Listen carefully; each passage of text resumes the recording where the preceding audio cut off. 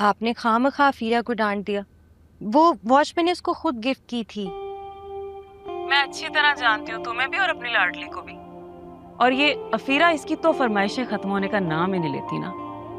वैसे ये बात तुम भी कमाल हो, तुम्हारा बस चले ना भतीजी पर जान वार दो। ठीक है, मोहब्बत अपनी जगह, लेकिन इतनी महंगी घड़ी खरीद कर देने की क्या जरूरत थी? छोटी है भाई।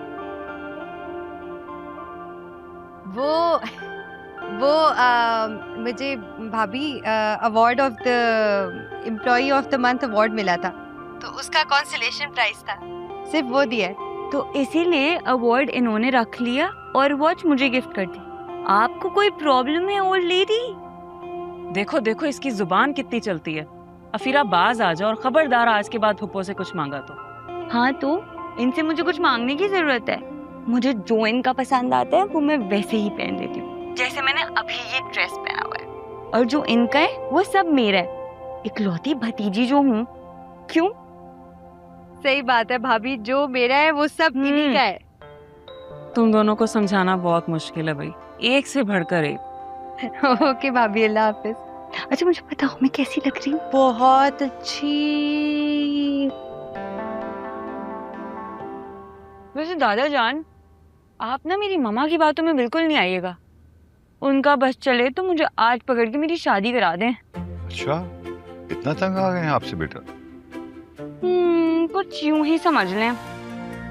वैसे यू नो व्हाट, मैंने पाकिस्तान में एडमिशन लिया था ताकि मैं आपके और हिबा के साथ ज्यादा वक्त गुजार सकूं।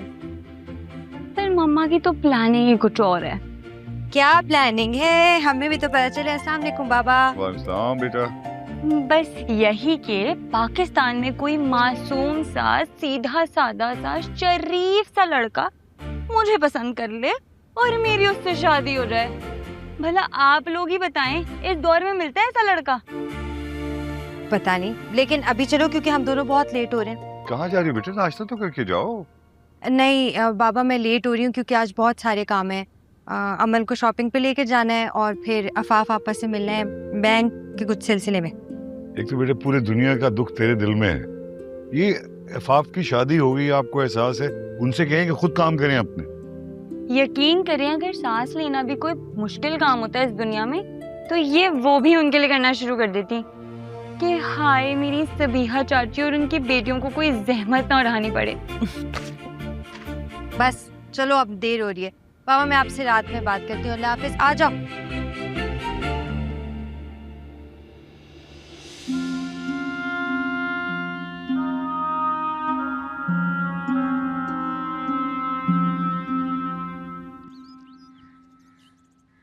बेबी जी, ये सकीना मेरे कमरे में ध्यान से रख दो। हिबा जान, ये हसन ने भिजवाए? हाँ, उसके अलावा मुझे कौन भिजवाएगा? हर दूसरे तीसरे दिन भिजवाता है, फिर कहता है कि मोहब्बत का इससे बेहतर कोई इजहार नहीं है। और आप ये फूल देखकर खुश हो जाती हैं। ये प्रैक्टिकल। फूल भी तो मोहब्बत का एक इजहार है। सारी किताबी बातें हैं। किताबी बातें नहीं है, बल्कि मेरी दुआ है कि तुम्हें भी कोई ऐसा ही शख्स मिले जो तुम्हें इतना ही प्यार करे। आमीन। मिल क्या जाए, मैं खुद ढूंढ लूंगी। और सिर्फ फूलों पे खुश नहीं होंगी, उसे हासिल करके रहूंगी। वैसे भी मैं ये किताबी बातों पर खुश नहीं होती, मैं बहुत ज्यादा प्रैक्टिकल हूँ।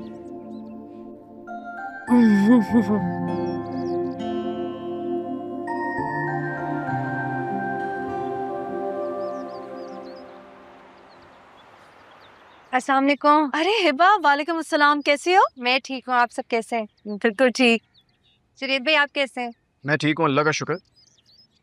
जुनेद भाई, मुझे बैंक से कॉल आई थी, तो जो आपने लोन लिया हुआ है उसकी इंस्टॉलमेंट इस महीने भी पे नहीं हुई। वैसे मुझे समझ में नहीं आता, लोन तो हमने लिया हुआ है ना, फिर बैंक वाले तुमको किस खुशी में फोन घुमा देते हैं? वो आपने मेरी डेजिग्नेशन पे लोन लिया है, तो अगर आप इंस्टॉलमेंट पे नहीं करेंगे तो बैंक वाले मुझे ईमेल और कॉल्स करते रहेंगे। वो हिबा, मैंने तुम्हें बताया था ना, इस महीने हाथ थोड़ा तंग है। तुम तो मेरी बहन हो, प्लीज इस महीने भी तुम इंस्टॉलमेंट भरवा दो। वो मैंने आपके कहे बगैर इंस्टॉलमेंट पे कर दिया है, लेकिन बस मैं याद करा रही थी। चलिए एनीवे आप लोग जाएं, अल्लाह हाफिज। के अल्लाह हाफिज। चलो अंदर।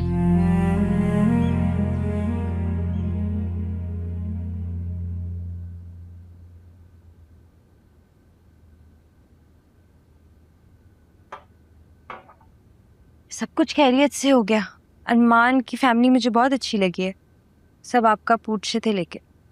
अफसोस तो मुझे भी बहुत हुआ बेटा, भाई की रूह को बहुत तकलीफ पहुंची होगी मेरे न जाने से। भाई की रूह को भी पता चल गया होगा कि आपकी शुगर डाउन हो गई थी ना। ऐसा कभी भी नहीं होता कि चची के घर में कोई अहम मौका और आप वहाँ पे ना हो। अच्छा बेटा, ये सब बातें छोड़िए, बताओ हसन कब पाकिस्तान वापस आ रहा है?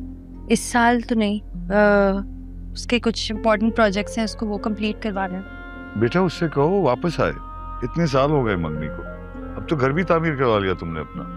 हो जाएगी शादी, आप क्यों इतने एकदम से जल्दबाज हो गए? जल्दी नहीं मचा रहा बेटा, दिन ब दिन बूढ़ा होता जा रहा हूं मैं, और बुढ़ापे की अगली मंजिल बस मौत ही है। अल्लाह ना करे, बाबा कैसी बातें कर रहे हैं? हिबा बेटा, मैं तुम्हें परेशान नहीं करना चाहता। मेरी जिंदगी की सबसे बड़ी ख्वाहिश ये है कि तुम हंसी खुशी जिंदगी गुजारो। इतने साल हो गए, एक मर्तबा भी वो पाकिस्तान नहीं आया। हिबा बेटा, मैं भी आपसे ये पूछना चाहता हूँ कि आपने अपने लिए क्या सोचा है?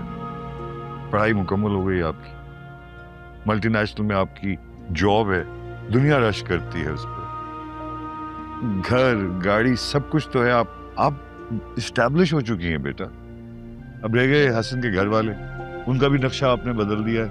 फिर आप ये कह रही हैं कि मैं आपके बारे में फिक्रमंद क्यों ना हूं? कैसे ना हूं फिक्रमंद? बाबा आपको हसन की प्रोफेशनल मजबूरियों का तो पता है, वो उस जिंदगी को इसको सुकून लेने दे तो वो शादी के बारे में सोचे। अच्छा, इतनी ज्यादा मसरूफियत है उसकी, मजबूरियां इतनी ज्यादा है, तो क्या सारी जिंदगी शादी मुलतवी करता रहेगा?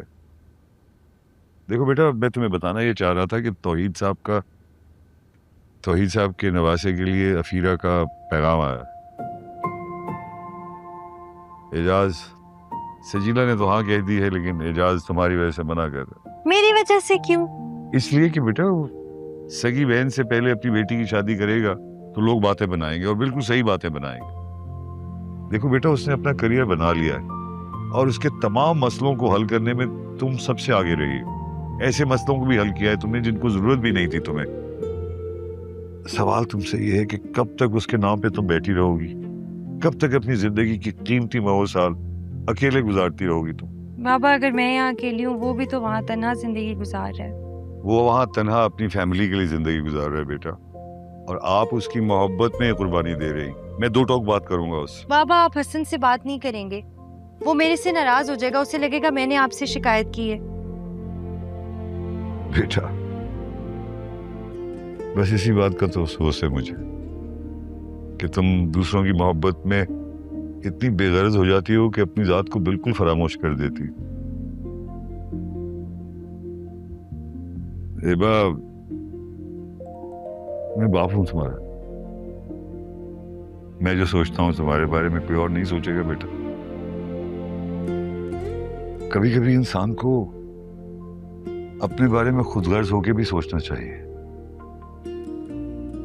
समझे? तो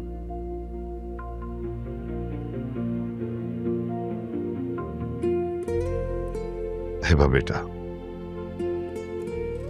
कभी अपनी और अपने बाप की खुशी के लिए भी सोचो।